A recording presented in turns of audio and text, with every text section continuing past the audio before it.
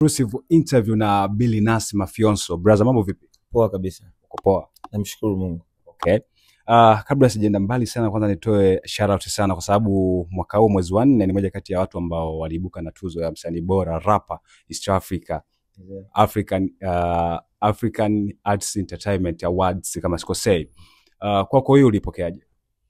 Ni kitu kubwa kwangu, it's a compliment, lakini pia ni feedback ya kile ninachokifanya, namna gani watu wanakipokea. Kwa hiyo kwangu mimi ni kitu kubwa. Tunafanya hii kazi kama biashara, lakini pia ni kitu ambacho passion nacho na tumebarikiwa na Mungu kukifanya. Unapopata feedback au kuwa awarded, sio kila mtu anaweza kupata. Kwa hiyo kwangu mimi nilipokea kwa ukubwa na mikono miwili, na nawashukuru kila mtu ambaye alinipigia kura na kuhakikisha napata ile tuzo. Okay. Umekuwa na chuo kwa chuo.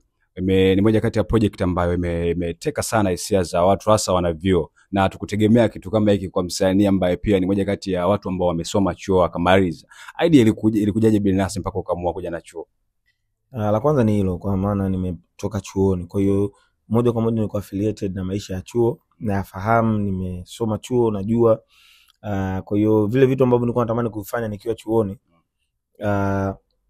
au kuona vinafanyika chuoni na watu walikuwa kwenye nafasi hawavifanyi, mimi kwangu mimi kama kurudisha kwa jamii. Naenda chuoni sio tu kutoa burudani, kuna seminar, kuna bonanza, kuna talent search, kuna CSR, tunatoa misaada na vitu vingine. Kwa lengo langu ni kuendelea kuunga mkono wenzangu wasomi, watu walioko vioni, kwa sababu wao ndio watu ambao wanaenda kutoka baadaye kuja kuwa decision makers, wanaenda kuwa kwenye sehemu mbalimbali, wanaenda kuwa viongozi, wanaenda kuwa wafanya biashara na watu wengine. Kwa hiyo ni watu ambao kiukweli pamoja na jitihada zao za kielimu na kila kitu, lakini wanahitaji burudani pia. Okay. Yeah.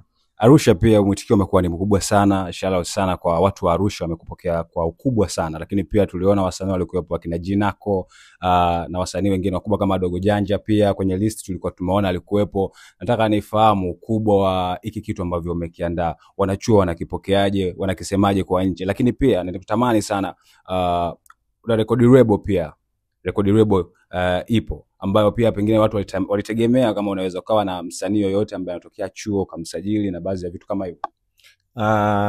La kwanza, wanachuo wamepokea kwa kubwa na uzuri sana, na nashukuru kila msanii ambaye mpaka sasa amekuwa support chuo kwa chuo event. Kwa event inaendelea kuwa kubwa kadri siku zinazozidi kwenda, na kwenye mikoa inayofuata utaona list kila tunavyoenda mkoa inabadilika. Lakini kingine kuhusiana na label, mimi na kitu kinaitwa Mafyonso Inc. Mpaka sasa hatujasaini msanii yoyote na hatuja announce, lakini natamani kwenye kila biashara naoingia nisifeli. Unaona, tumeanzisha Nengatronics, inaenda mwaka wa 4 sasa, inafanya vizuri na inaendelea kufanya vizuri kila siku. Tumeanzisha chuo kwa chuo, naona hivi tunatamani muendelezo namna hiyo. Kwa hiyo nataka nikianzisha lebo, basi iwe lebo bora na imara kama zilivyo lebo zingine ambazo watu walijizatiti. Kwa hiyo still nasoma, bado sijapata nafasi. Yaani sijaona kama sasa ni muda sahihi wa kuingia. Unajua it's better to take even 5 years kukilearn kitu, ukifanya katika ubora. Yeah. Okay. Maswali mawili ya mwisho. Zilibuka tetesi mitandaoni kuhusiana na Yami, miongoni mwa wasanii ambao wanafanya vizuri sana hapa Tanzania. Namaliza na hili swali la mwisho.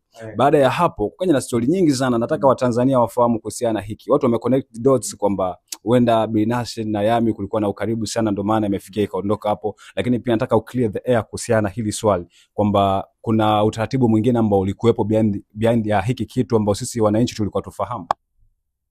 Hilo swali siwezi kulizungumzia kusema kweli. Okay, tumalize na hili swali la mwisho. Swali la mwisho. Umekuwa ni miongoni mwa wasanii pia wa hip hop ambao wanakanyaga magari makali sana. Ndinga, tuliona Defender, tunaona magari yako yote yamekuwa ni makali, na watu wanajiuliza maswali haya kwamba ni muziki wa hip hop tu ambao unamfanya Billy Nass anaishi mazingira haya, maisha haya. Of course ni muziki. Mimi biashara yangu kubwa la kwanza ni muziki. Okay. Lakini kila mtu ana kitu anachokipenda. Yeah. Haimaanishi mimi kuendesha gari kali kwamba ndo labda anamzidi mtu mwingine. Kuna mtu mwingine akaamua akawa na nyumba kali. Kuna mtu mwingine akaamua kuwekeza kwenye biashara. Kuna mtu mwingine, mimi ni mtu tu na ulevi huo. Napenda vyombo vya moto.